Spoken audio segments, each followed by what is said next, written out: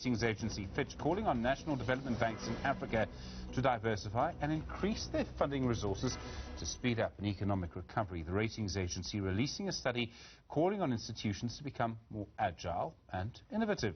Newzroom Afrika's business editor Xolani Mbanjwa has more. Fitch Ratings says African development banks have suffered ineffective business models. This extends to institutions like the Land Bank, the Industrial Development Corporation and the Development Bank of Southern Africa.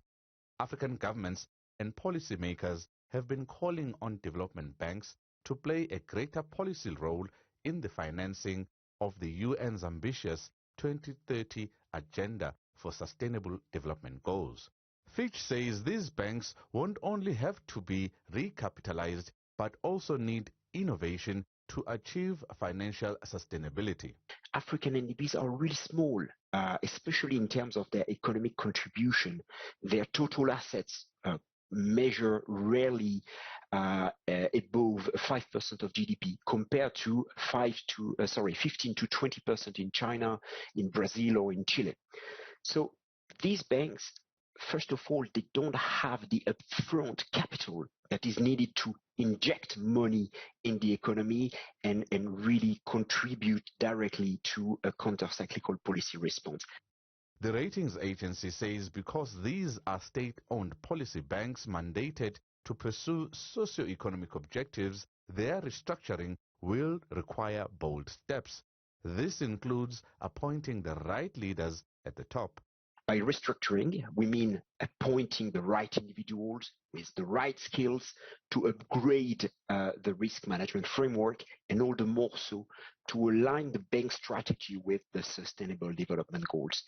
In addition, we have seen several African governments creating national development banks, mainly in West Africa, in countries like Benin, Burkina Faso, Cote d'Ivoire, Guinea. And this revival we speak about in our report is really about that change in the political environment surrounding African NDBs, which are now tasked with more ambitious policy roles. Unlike their peers on the continent, Fitch says that South African development banks are more advanced and should be better placed to play a more meaningful role in economic recovery. As you know, DBSA is a primary vehicle for infrastructure development. IDC plays a key role in financing industrial companies, and Land Bank controls a very large share of domestic agricultural loans. Perhaps on the more negative notes, the three South African national development banks in our report are typically financed on market terms, which means that they are more sensitive to deteriorated market conditions. Fitch says although this diversification will take time, these institutions must act swiftly to resolve funding challenges as they continue receiving more sovereign support due to a change in political climate over the past decade. For Newzroom Afrika on Channel 405, I am Xolani Mbanjwa in Johannesburg. Well, what's happening in the world of business? Let's find out with Xolani Mbanjwa.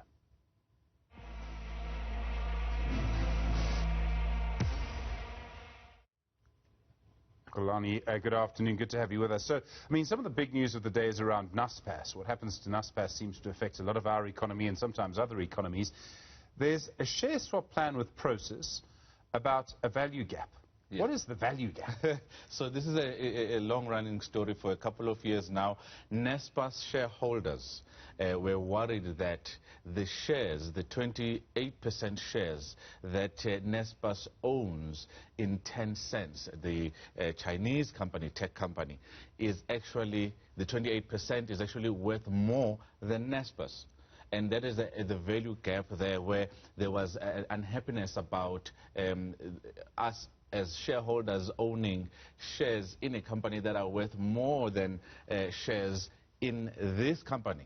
So that created a situation where when they trade in their shares, they trade at a discount. It's been coming a number of years. Many shareholder meetings have been held on this, and some are seeing it as a desperate attempt to actually fix this value gap that's there, which is why Naspers created process to actually hold on to those shares, 28% of Tencent. And then right now, this is a surprise move, many say, and some don't really like it. Now they're going to swap shares. This is going to still make Naspers the most valuable company on the JSE, and it's going to also actually deal with the value of both companies' shares, dealing with the historical issue which had been boiling up for some time. So a lot of people, shareholders, are not going to like this, but a lot of traders are actually saying they don't want this at all. And we actually caught up with Xolani Mbanjwa earlier on, and this is what he had to say about his views about this particular deal, which is expected to be struck in the later part of 2021. We certainly don't like that structure at all. I mean, I think the cross-holding, it becomes very difficult to basically untangle the value, because you want to know that the assets in one vehicle are worth X amount. But now, if that asset is owned by the other asset, and then it's cross-holdings, I mean, it's a messy situation. But the bottom line is that this is almost equivalent to process executing a share buyback. So instead of doing a share buyback in their own shares, they turned around and said the discount is wider in Naspers, and basically took the money out of process, or not the money, but they basically issuing shares that are trading at a less discount and buying shares that are trading at a higher discount. And in essence, that should basically reduce that discount. Xolani, there's been a lot of talk about the taxi industry for various reasons today, very taxing reasons around the taxiing industry. But now they're also looking at the taxi finance groups. And of course, these matter transaction capital. This is how people finance the taxis. They buy it, they pay it back over time, and their earnings have recovered. Their earnings have recovered, but it's not because of how the taxi industry has done. We know that COVID-19, what it has done, we know the story, we know the narrative that is out there. COVID-19 was detrimental to all sectors, all businesses, maybe except for the tech industry. But this time around, they finance the majority of our taxis on the road, so they were expecting that in the interim and in the long run, their earnings would actually suffer. But when it comes to what they did last year, they actually bought 49% of We Buy Cars.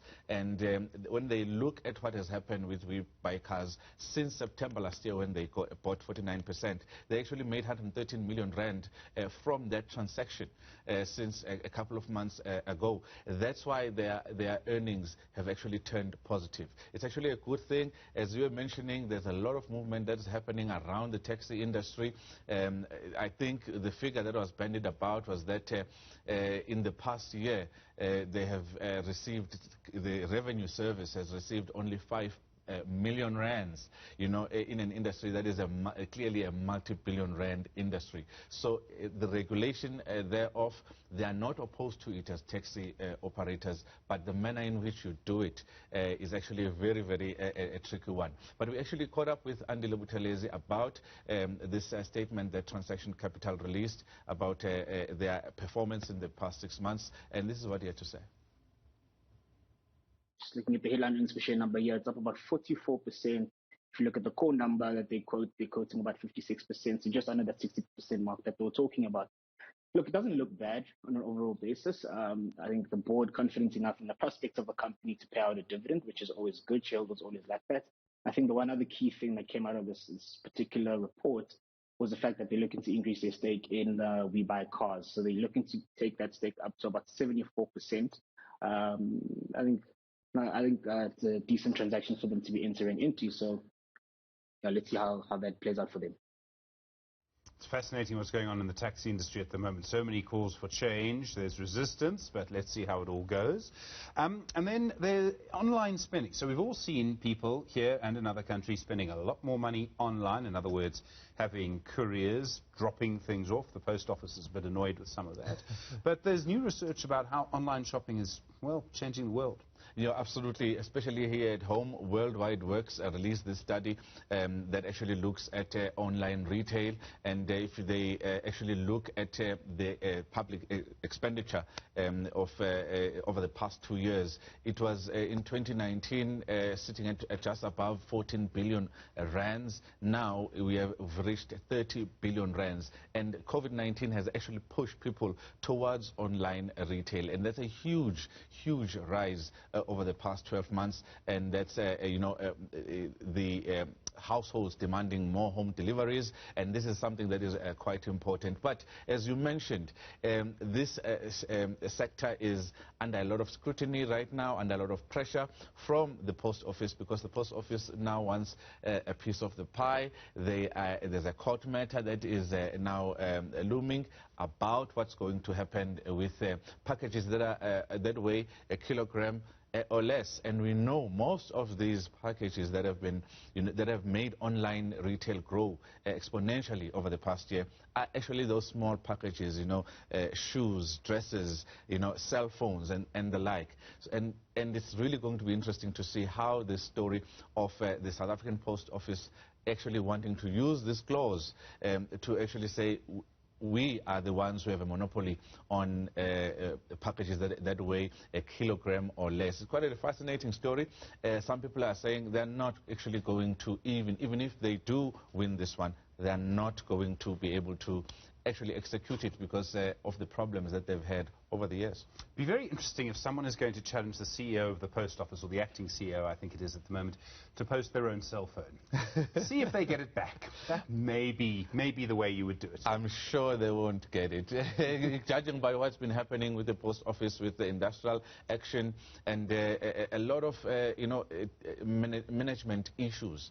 It's really a surprise move that it sounds desperate, and many people are even asking whether a post bank is actually giving a license to the post office to become a commercial bank is actually the right way to go when they have not resolved many of their service issues. It's fascinating because I think the law might be on their side. Yes. Intriguingly, the phrase legally irrational is what we're going to hear. Xolani Mbanjwa, thanks very much indeed, our business editor. It's a bit like our politics editor. The poor man never sleeps.